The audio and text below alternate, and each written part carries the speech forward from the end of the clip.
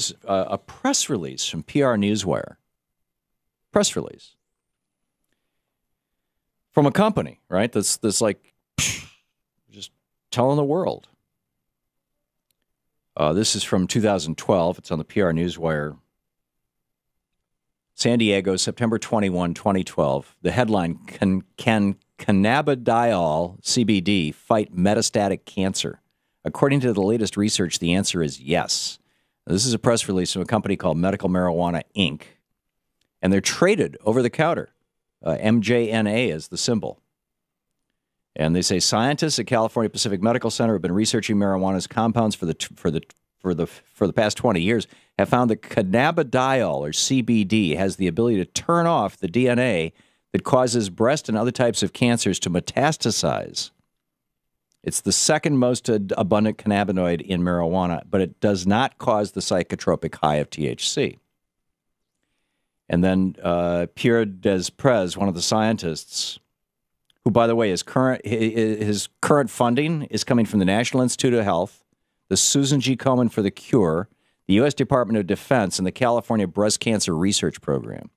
And he says, we started by researching breast cancer, but now we found that cannabidiol CBD works with many kinds of aggressive cancers, brain, prostate, any kind in which these high levels of ID1 are present. ID1 being an enzyme or a protein that promotes metastasis of cancers. So CBD and pot does not get you high. And in fact, one of the things I've noticed for years, I'm sitting here with a can of, or a box, I guess it is, of Pacific brand all-natural hemp, non-dairy beverage. And there's a couple different brands that I've used over the years. And I use it as coffee creamer, and I have about 4 tablespoons of oatmeal in the morning, and I put hemp milk on it.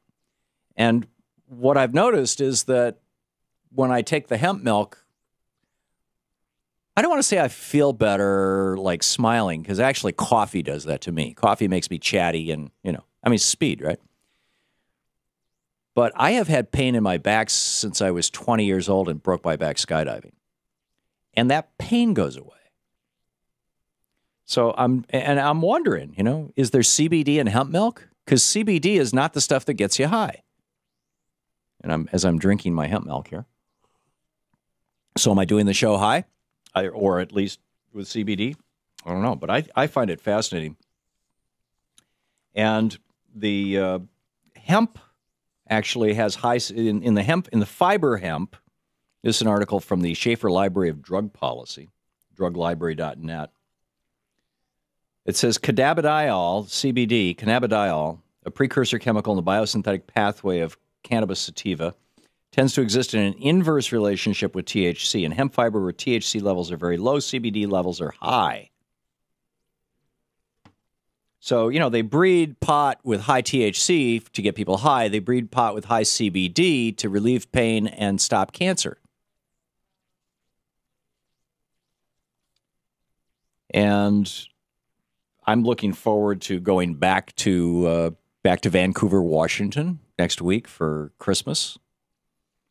And I had to leave my pot there, right? Because it's not legal to fly with this stuff.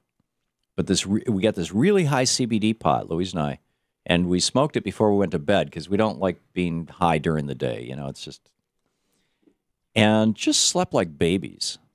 And Louise has a neuropathy. She's got a pain problem that's associated with her chemo, the consequences of it. And it seemed to help dramatically with that.